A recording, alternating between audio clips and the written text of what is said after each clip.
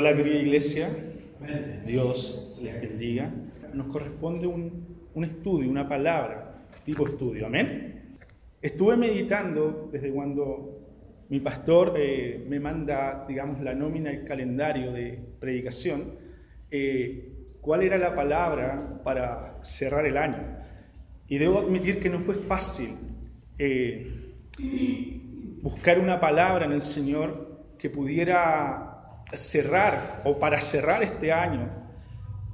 Sabemos bien que el énfasis es la acción de gracia, pero después de orar y buscar, bueno, el Señor puso en mi corazón una problemática que había en la iglesia de Tesalonicenses y cómo Pablo al final de la carta los impulsa a dar gracias a Dios por todo. Amén.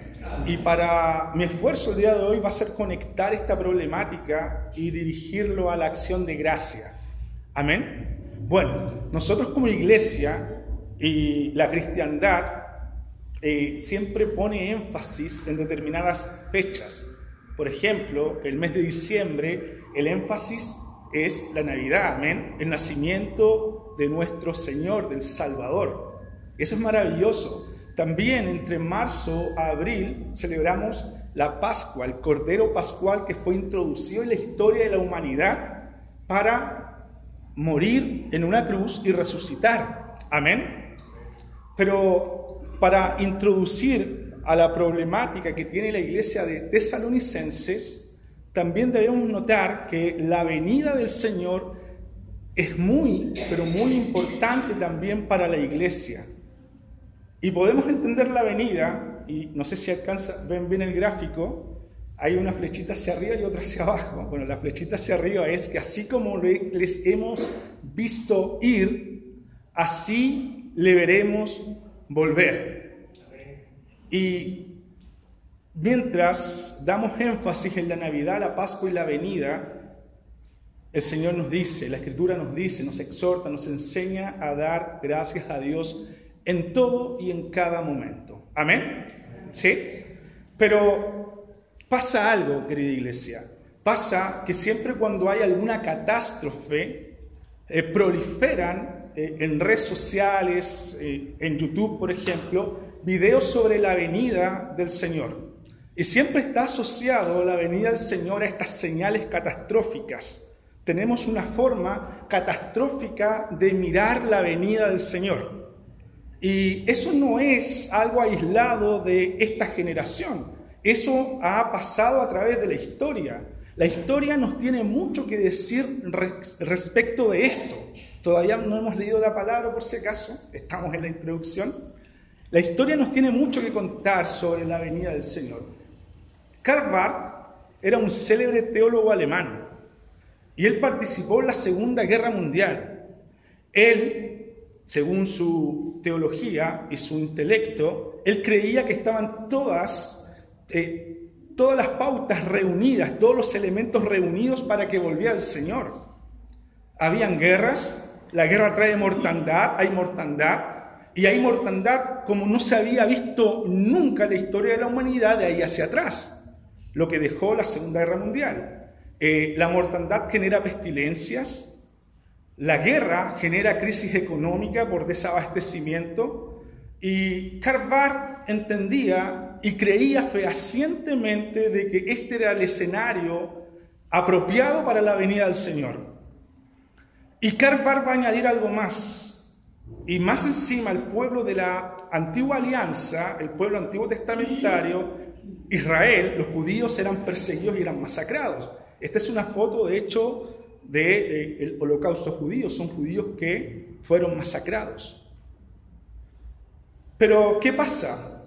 Que con toda su teología y su erudición, Karl Barth se da cuenta de que el Señor no volvió en ese tiempo y entró a lo que entraron en su momento la iglesia de Tesalonicenses a vivir una crisis de fe que impulsó a Karl Barth a reformular la forma de ver el fin. El fin. Amén. Ahora bien, como lo he dicho, no es un hecho aislado de ahora. En los círculos pentecostales había un evangelista de nombre G.J. Ávila, el cual versó su predicación con la venida de Cristo. Cristo viene, Cristo viene. Y él tiene la fiel convicción de que Cristo va a venir estando él en vida. Pero Cristo a la fecha no ha regresado. Amén. El título del sermón, eso fue una introducción, el título del estudio es Dando gracias a Dios en todo momento. Y por favor, si me acompañan a Primera de Tesalonicenses, capítulo 5, verso 16, 17 y verso 18. Primera de Tesalonicenses, capítulo 5, verso 16, 17 y verso 18.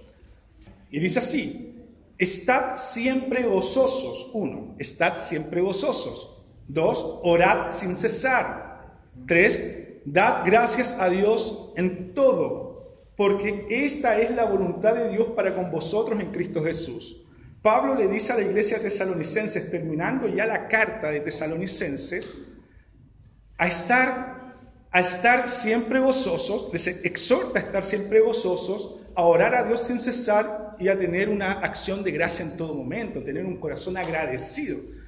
Y Pablo, no en vano, y su pluma no se dirigió en vano a terminar la carta de Tesalonicenses con estas palabras, resaltando acá, esta es la voluntad de Dios. Pasa que la iglesia de Tesalonicenses estaba viviendo una profunda crisis de fe.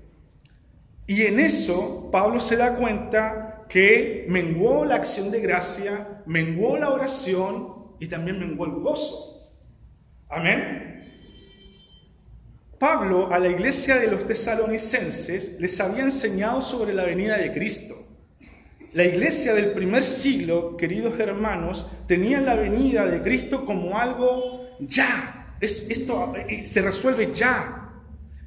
Ya, Cristo ya viene. Cristo en cualquier momento viene en la nube de gloria. En cualquier momento Cristo viene. Ese era el sentir. Esa era la creencia férrea, Cristo viene ya. Y acá entran los hermanos en crisis. Cuando en la iglesia de Tesalonicenses los hermanos comenzaron a morir.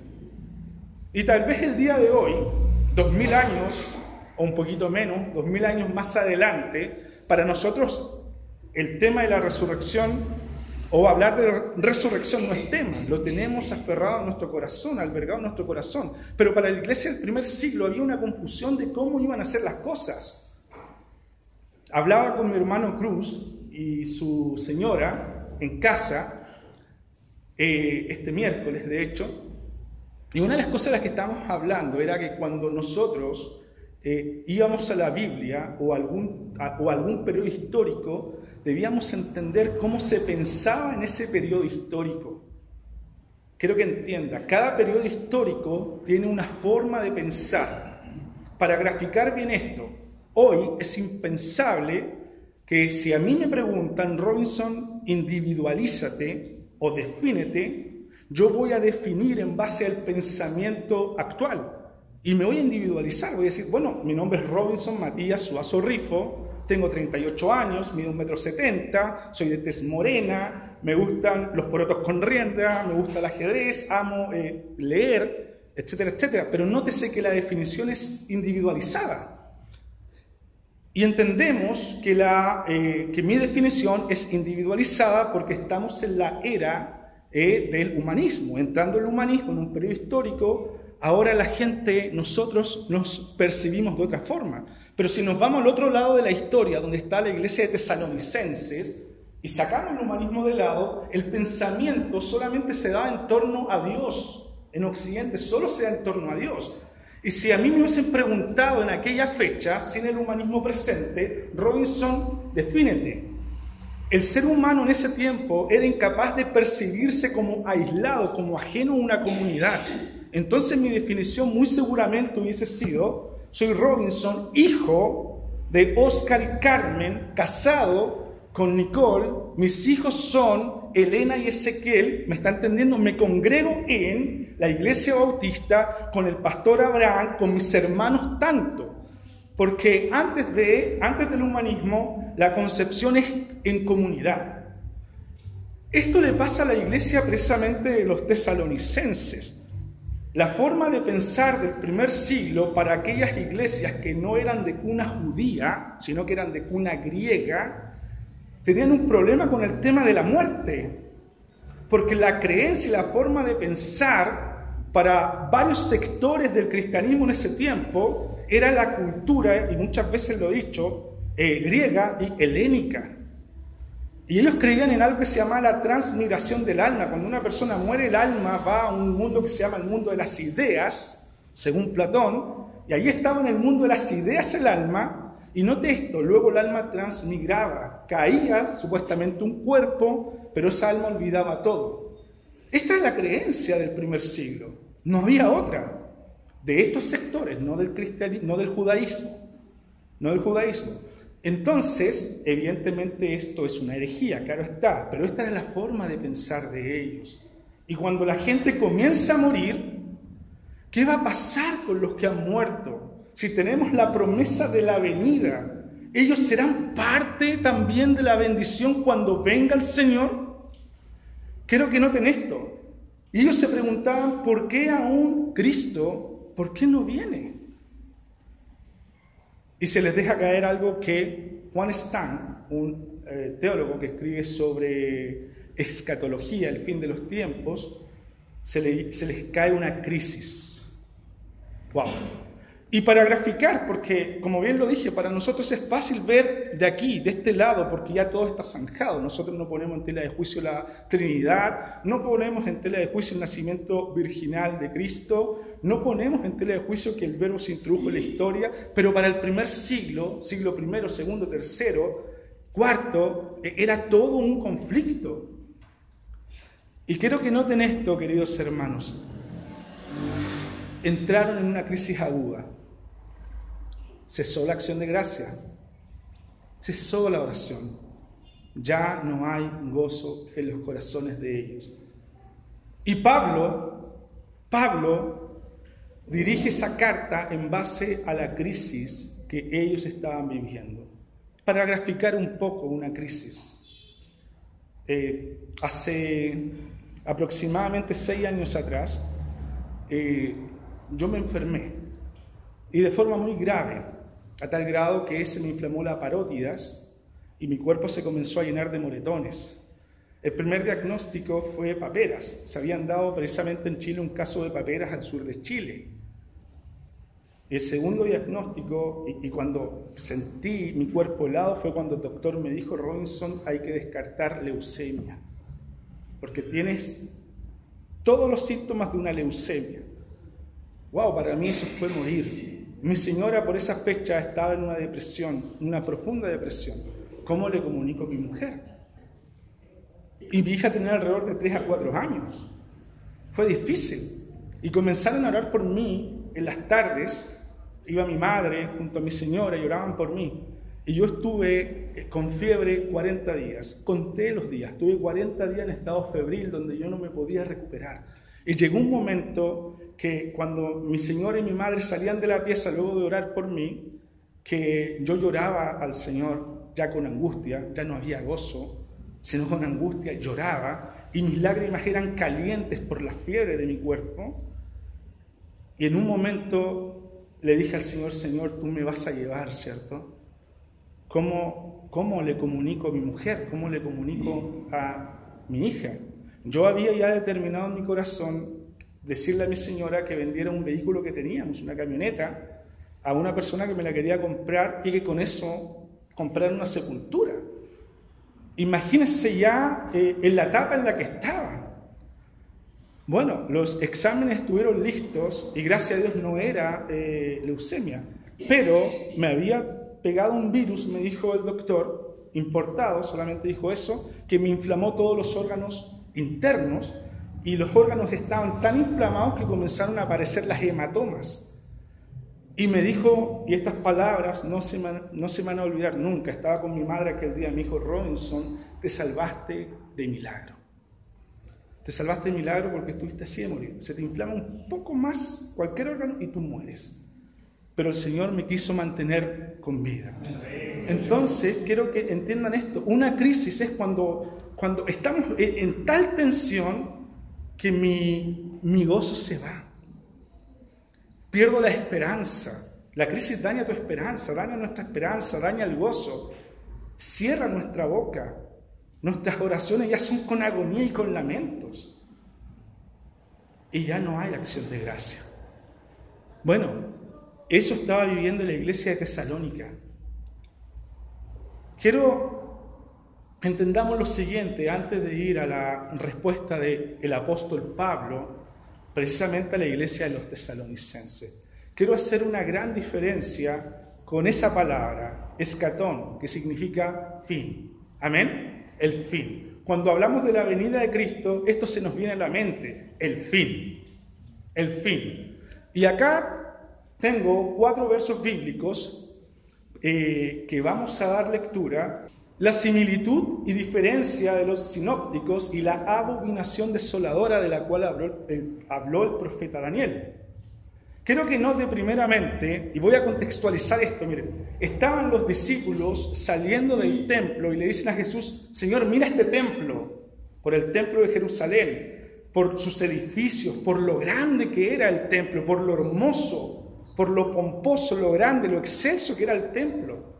Y Cristo le dice, ¿ves estos edificios refiriéndose al templo?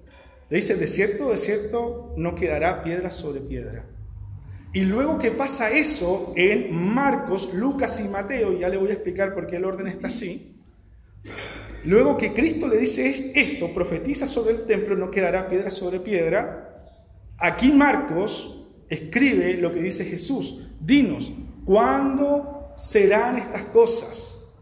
¿Y qué señal habrá cuando todas estas cosas hayan de cumplirse? Pero quiero que tengan en mente la destrucción del templo, que a propósito de la profecía de Jesús de la destrucción del templo, vienen estas preguntas que recogen Marcos, Lucas y Mateo. Amén.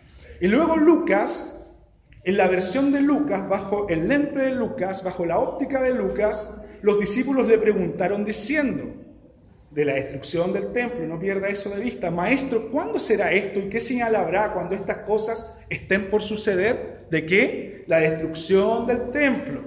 Pero Mateo, y por eso está al final Mateo, le agregó algo más a esta pregunta, y es loable. Mateo, inspirado por el Espíritu Santo, le pregunta, y estando, Jesús en el Monte de los Olivos, los discípulos le preguntaron, Maestro, ¿cuándo sucederán estas cosas? Ahí está, miren, los discípulos se acercaron aparte diciendo, dinos, ¿cuándo sucederán estas cosas? ¿Qué cosas? La destrucción del templo, no quedará piedra sobre piedra. ¿Cuándo sucederán esto? Y acá Mateo le agrega algo más. ¿Y qué señal habrá de tu venida? Ahora miren, introduce la venida y del fin del siglo. Nótese eso. Ahora, ¿cómo surge esta pregunta? Por la profecía de Jesús, no quedará piedra sobre piedra. Amén. El fin en la mentalidad judía. El pueblo judío cree que el fin de los tiempos, el escatón, el fin, es una fecha de término. Y así quiero que entendamos esto. Muchas veces se ven en los círculos cristianos. El fin es una fecha de término. Fin, terminó. Y así era la forma de ver, y sigue siendo la forma de ver del pueblo judío. El fin es una fecha de término que va a estar marcada por el ungido, el Mesías ungido, el Mesías rey y el establecimiento del reino. Pero para que esto acontezca en la mentalidad judía, en Israel debía haber santidad. Y apareció un tal Juan el Bautista, y Juan el Bautista le dice, arrepentíos, porque el reino de los cielos se ha acercado. Quiero que noten, el reino de los cielos era señal del Mesías y era señal del fin. Y los judíos entran en una controversia con Juan, pero también con ese Mesías, con Jesús. ¿Cómo va a ser el fin si todavía vemos pecadores? Y es más, este que dice que es el ungido se junta con pecadores. ¿Cómo puede ser eso posible? El fin en la mentalidad de Saulo a Pablo. Este varón es tremendamente icónico. ¿Por qué? Porque él reúne la mentalidad judía, una conversión y una mentalidad cristiana. Y es Pablo quien nos va a dar luz ¿Qué es ese fin? ¿Qué es ese fin? Según George Ladd, un teólogo, la forma de ver el fin de Pablo no es una fecha de término. No es una fecha de término. Terminó. Vino el Mesías, terminó. Se finí, todo se acabó. No. El fin debe ser entendido como un evento histórico y extendido, el cual Pablo expresa, según George Ladd, en este siglo y en el venidero. Para Pablo, el fin se mueve en dos esferas de tiempo. En este siglo, para Pablo, el fin comienza con la natividad. Para Pablo, el fin comienza con el nacimiento. El fin de todas las cosas comienza con la venida, con el nacimiento virginal de Jesús. Cuando el verbo se introdució en la historia, Pablo sigue manteniendo eso. ¡Wow! Si el fin es el Mesías ungido y el establecimiento del reino, Jesús vino, yendo camino a Damasco, se le aparece esta luz, Jesús, yo soy Jesús a quien tú persigues. Pablo está 3 días meditando en ayuno hasta que recupera la vista por Ananías. Dios manda a Ananías a ungir a Pablo. Y Pablo ahora va a reinterpretar su forma de pensar, como lo hizo Carvar en su tiempo. Reinterpretar su forma de pensar y de ver el fin. Entonces Pablo nos va a dar luz en la Escritura, que el fin no es una fecha de término, sino que el fin es un periodo vasto, que comienza con el nacimiento de Cristo y culminará cuando todo sea consumado por el Mesías. Amén. Pero cuando nosotros vemos el fin, lo vemos como una fecha muchas veces de término.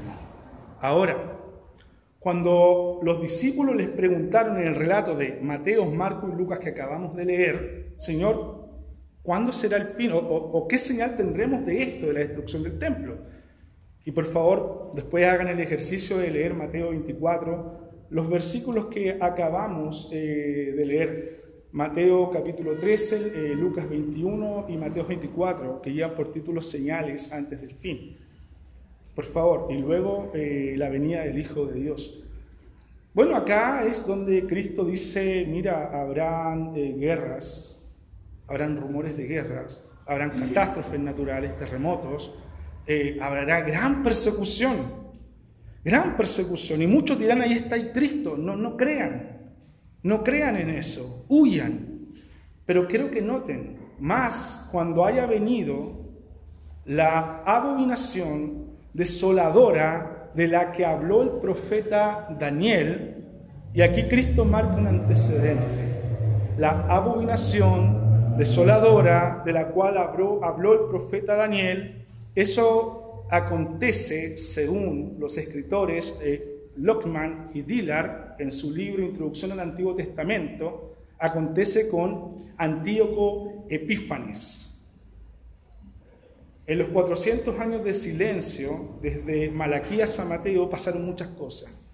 Entre ellos, la toma de Jerusalén por Antíoco Epífanes. Y aquí está la abominación desoladora. Antíoco Epífanes mandó a sacrificar cerdas en el templo de Jerusalén. Y eso fue una abominación para el pueblo judío. El templo, el valor del templo para el judío es todo. Es todo. Imagínense, queridos hermanos, cómo rasgaban sus vestiduras al ver esto. Y Antíoco Epífanes no solo manda a sacrificar cerdas, sino que vende el cargo de sumo sacerdote al mejor postor. Ya no era por elección de la familia levítica, de la casa de Aarón, sino que es por quien más tenga dinero y ponga acá dinero a mi merced. Y ese fue Melenao quien compra el cargo. Cuando Cristo usa las palabras de Daniel, cuando haya venido sobre vosotros la abominación desoladora de la cual habló el profeta Daniel, que está ahí en el articulado señales antes del fin, en esos 3 capítulos bíblicos, nótese, quiero que entiendan esto, se está refiriendo a que va a venir uno que va a destruir el templo y que va a hacer una acción muy similar, blasfemia, va a blasfemar en el templo. Según el historiador y teólogo Justo González, eso aconteció en el año 70 con Tito. Cuando se destruye el templo y Tito saca los utensilios de Jehová, introduce esfinges idólatras al templo. Dato curioso, según Justo González, ambas abominaciones duraron 3 años y medio. Cronometrado. Bueno, entonces este fin de lo que hablan Mateo, Marcos y Lucas se está refiriendo al fin del templo, a la persecución que va a vivir el pueblo de Israel. ¿Está entendiendo, querida iglesia? A esta persecución. De modo que el fin no debe ser confundido, querida iglesia, con la venida. ¿Sí? Si están conmigo, por favor. Volviendo a la problemática de la iglesia de Tesalonicenses, recordemos que la crisis de ellos es que los hermanos comenzaban a morir y ellos habían perdido el gozo, habían dejado de dar acciones de gracia. Y Pablo va a resolver esta gran crisis de fe a través de explicarle cómo se va a dar la venida de Cristo. Y lo define en 3 fases, pero simultáneas, que ocurren en el mismo momento. La venida gloriosa de Cristo, la cual lleva por nombre parusía, que fue el término griego castellanizado o transliterado a la venida, pero no cualquier venida, no es alguien viniendo, la parusía es alguien que es preeminente viniendo. La parusía solamente se le da a un general de guerra o a un César cuando llega a una ciudad. Es una entrada triunfal, es una entrada gloriosa. Entonces, cuando Pablo utiliza y emplea el término parusía, querida iglesia, está acentuando la venida de Cristo va a ser gloriosa. Y eso es parusía, no es una venida seca, no es alguien viniendo, sino que es alguien revestido de autoridad, viniendo de forma gloriosa. Punto 1. ¿Y qué pasa con los que han muerto? Y aquí Pablo le dice, miren, los fieles que han dormido primero resucitarán. Y luego los que estemos vivos, Pablo se incluye porque hasta ahí Pablo está vivo, los que estemos vivos, junto con los resucitados, seremos levantados a la nube, de donde viene Cristo, en donde viene Cristo, a nuestro encuentro con Él. Y ese término, querida iglesia, es importante, apántesis. Este término es el eslabón de parusía, de venida. Yo no puedo hablar de venida sin hablar de apántesis. Y la apántesis, queridos hermanos, es la caravana de cotejo que sale a recibir al que viene con esa entrada triunfal, gloriosa. No sé si se acuerdan, por ejemplo, el relato de Saúl y de David cuando venían de la guerra y cómo salía el pueblo a ovacionar a sus héroes de guerra, a su rey y a David. Y cómo les cantaban, le hacían ovación, o la entrada triunfal de Jesús a Jerusalén. Eso es parusía, una entrada triunfal, una venida triunfal, una llegada triunfal, pero de alguien prominente, de alguien que tiene un título, wow, excelso. Estos términos se empleaban a propósito de grandes generales o de grandes César. Por ejemplo, si un César o un general llegaba al puerto de los Corintios, llegaba allí, él no iba directo a la ciudad, sino que él llegaba al puerto y de la ciudad de Corintios salían a su apántesis, al encuentro. O cuando viene, por ejemplo, Boris, nuestro presidente, va a ir a tal lugar, la gente sale a su encuentro. Esa es la figura de la apántesis. Y cuando van saliendo al encuentro, se reúnen con él para entrar nuevamente a la ciudad. Según Juan Stan, dice, por decirlo así, el viaje de nuestro Señor Jesucristo, un viaje glorioso, una venida gloriosa, parusía, una entrada triunfal, una venida gloriosa, va a ser de una sola dirección, su venida. Pero la nuestra será un viaje de ida al encuentro con el Señor y de regreso. Esa es la figura de parusía y apántesis. Ante esto, Juan Stan dice, en ningún momento la apántesis, la parusía y la apántesis se da, que llega el general, salimos al encuentro de él para hacerle caravanas de cortejo y nos vamos con él a la ciudad donde vino. No, lo salimos a recibir para hacerlo entrar a la ciudad con toda la gloria que se merece. Esa es la figura que tiene Pablo por lo menos en mente al utilizar estos versos. Y allí comienza a consolar a la iglesia de Tesalonicenses, que como bien lo dije, había ya perdido el gozo, había perdido la acción de gracia. Estos tres señores, Oscar Cullmann, Emil Brunner y Jürgen Moltmann, revolucionaron el mundo de la escatología, del fin, de los autores que escriben sobre el fin de los tiempos. Lo revolucionaron porque ellos introducen un término que va a ser muy significante y revelador para la iglesia contemporánea. El término es esperanza. Es así como Oscar Cullmann escribe la teología, la venida de Cristo, esperanza para la iglesia. Creo que noten que deja de ser fatalista esta mirada. Hay una catástrofe, Cristo viene. No sé, hay una pandemia, tenemos que ponernos una vacuna, ¿será el chip de la bestia? No sé cuántas veces hemos caído en esa interrogante. ¿Cuántas veces? Pero recordémonos que las persecuciones y las catástrofes de la atención de Mateo, Marco y Lucas eran en relación a la destrucción del templo. ¿Y los cristianos fueron perseguidos? Sí, fueron perseguidos. O sea, se cumplió lo que el Señor dijo, amén, se cumplió. Y con esto yo no estoy diciendo que no haya tribulación o gran tribulación. Lamentablemente por tiempo no pude agregar Apocalipsis, pero luego, si me permite, mi amado pastor, en algún momento cerraremos con Apocalipsis, este mismo tema. Bueno, Oscar Cullmann, Emil Brunner y Jürgen Moltmann introducen ese término esperanza hablando del fin. Tiempo después, Emil Brunner escribe La esperanza del hombre. El hombre tiene una esperanza. ¿Y cuál es la esperanza? La venida de Cristo, la parusía, para nuestra pántesis, para nuestro encuentro con Él en las nubes. Y Jürgen Moltmann termina escribiendo Teología de la Esperanza. Hasta antes de estos autores, la teología en esta área, en el fin, estaba subsumida solamente en grupos más fundamentalistas, pero muy fundamentalistas y muchas veces muy fatalistas. Ya vimos el caso de Karl Barth, cómo él pensaba que Cristo iba a venir en la Segunda Guerra Mundial y Cristo no vino. ¿Y cuántas veces, hermanos, hemos pensado luego de un terremoto, de una aluvión, de guerras, de crisis económicas, de pandemia, Cristo ya, ahora sí, ya viene?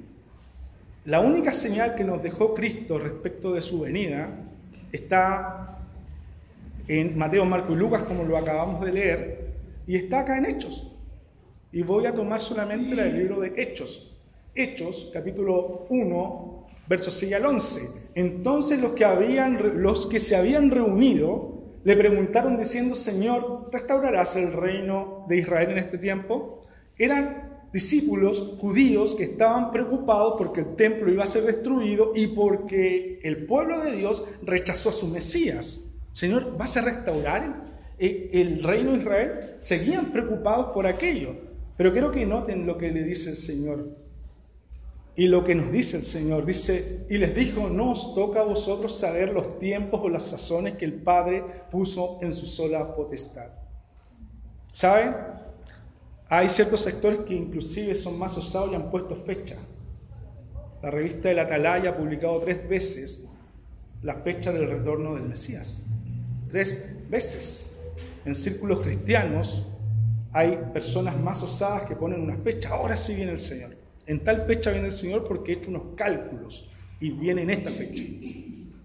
O otros que no son tan osados dicen: mira, no conozco la fecha porque la Escritura dice que nadie sabe la fecha, pero sí va a venir en este tiempo porque están todas las condiciones dadas para que vengan.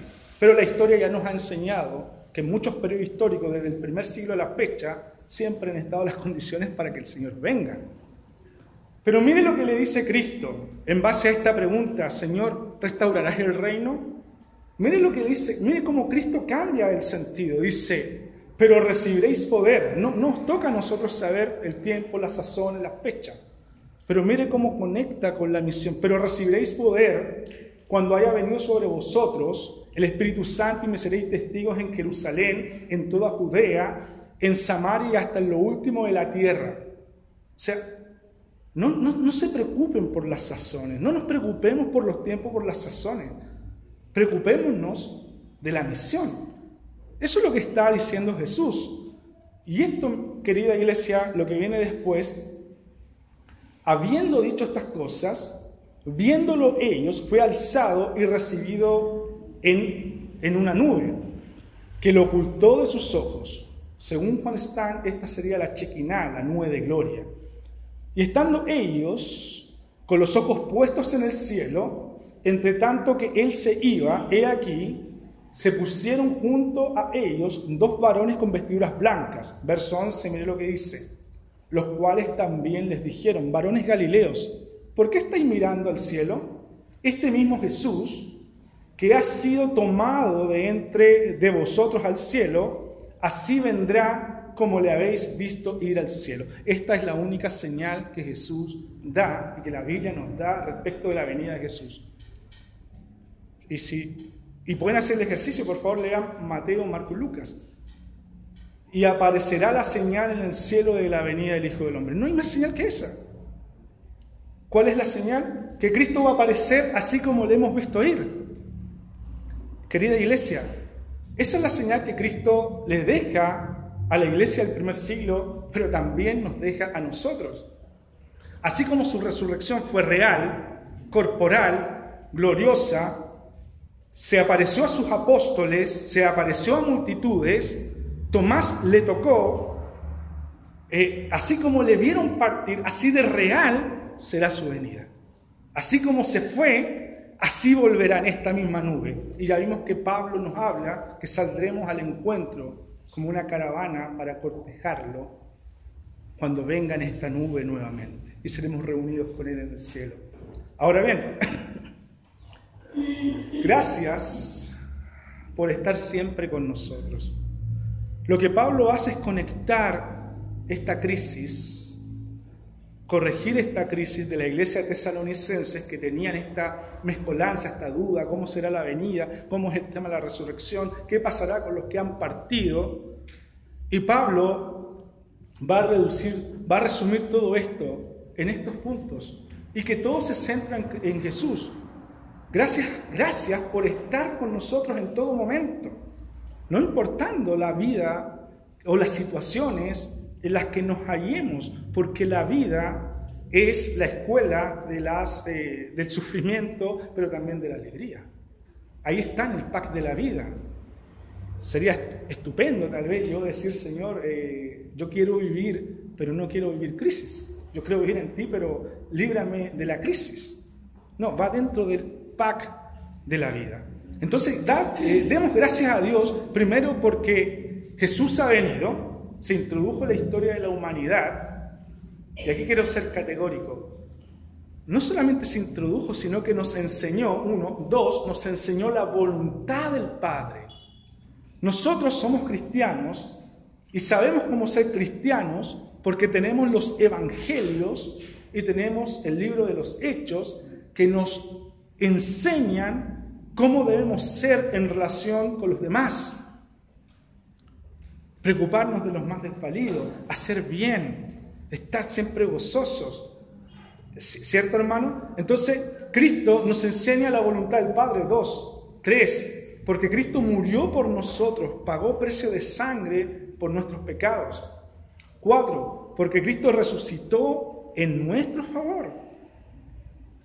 En Cristo se reúne la salvación, nuestra redención, nuestra reconciliación. El pastor nos predicaba de la reconciliación el 23 de diciembre. Nuestra reconciliación. Creo que noten esto. Nuestra justificación en la cruz y en la muerte, en la resurrección. Cristo, el Señor. Nuestra propiciación. Satisfacer la ira mediante un sacrificio. Nuestra expiación, perdonarnos de nuestros pecados a través del derramamiento de su sangre. Él es nuestro Cordero Pascual, nuestra ofrenda de paz, nuestra reconciliación. Es Jesús, porque así como le hemos visto ir, le veremos volver. Muchas veces, querida iglesia, la salvación se ve como el evento de morir en la cruz y resucitar. Pero, ok, ese es el clímax, es la punta del iceberg de la salvación. Pero la salvación comienza con la introducción de Cristo en la historia nuestra, en nuestra historia. Un Cristo cercano, un Cristo que se relaciona, un Cristo que nos enseña. Claro está, hay algo muy sencillo, si Cristo no nace de una virgen, no hay sacrificio. Y porque Cristo nace, se introduce en la historia de la humanidad, hay sacrificio. Pero tenemos muchos años, y particularmente tenemos años de ministerio del Señor, donde el Señor nos enseña cómo ser cristianos. Y así como le hemos visto ir, le veremos volver. Pablo vuelve a conectar a la iglesia de Tesalonicenses que estaba viviendo esta crisis de fe con el gozo, con la oración y con la gratitud. Pero Pablo parte el capítulo 4 de 1 de Tesalonicenses diciendo: os escribo estas cosas para que tengáis esperanza. Recordemos que la venida es teología de la esperanza, es una esperanza nuestra, esperamos a nuestro Señor, porque teniendo esperanza viene el gozo, porque cuando hay gozo nuestra boca se abre en oración, y cuando hay gozo hay gratitud. Les quiero hacer la pregunta. Quiero preguntarle a mi hermano Eric, porque cuando Katy daba gracias, yo veía la cara de mi hermano Eric pero muy alegre. Eric, cuando hay gozo, ¿hay acciones de gracia? Amén, ¿cierto? Amén. Cuando esperamos algo, hay acciones de gracia. ¿Quiénes esperan algo acá, querida iglesia? ¿Quiénes esperan? Algunos esperan contraer matrimonio, y eso es motivo de estar gozosos. Algunos esperan familiares, seguramente que vienen viajando para una cena tal vez, o simplemente reunirse con sus seres amados. ¿Hay gozo en eso? Hay gozo. ¿Qué quiero que entendamos? Y el Señor me hablaba a mi corazón. Cuando hay esperanza, hay gozo. Y Pablo parte diciéndole a los tesalonicenses: escribo estas cosas en el capítulo 4, los versos que ya leímos, para que tengáis gozo, para que tengáis esperanza. Y cuando Pablo enseña cómo serán estas cosas de la venida del Señor, la resurrección y nuestro encuentro con Él en las nubes, luego Pablo termina con los versículos que terminamos leyendo. Está siempre gozosos, ¿se acuerdan? Partimos con ese verso bíblico: orad en todo momento y dad gracias a Dios por todo. Y cierra de una forma muy maravillosa Pablo, dice: porque esta es la voluntad de Dios en Cristo Jesús, Señor nuestro. Si tenemos esperanza, sin duda tendremos acción de gracia. Sin duda. Si esperamos algo, sin duda tenemos motivos para agradecer. Pero nuestra mayor esperanza como iglesia, nuestra mayor esperanza es la venida de nuestro Señor. Amén. Esa es nuestra mayor esperanza. Por ahora, nos dice el Señor, recibiremos poder, hemos recibido poder para ser testigos de Él. Iglesia, Dios les bendiga mucho. Era un estudio, por lo que entiendo, y esto es la propuesta que traigo el día de hoy. Dios les bendiga.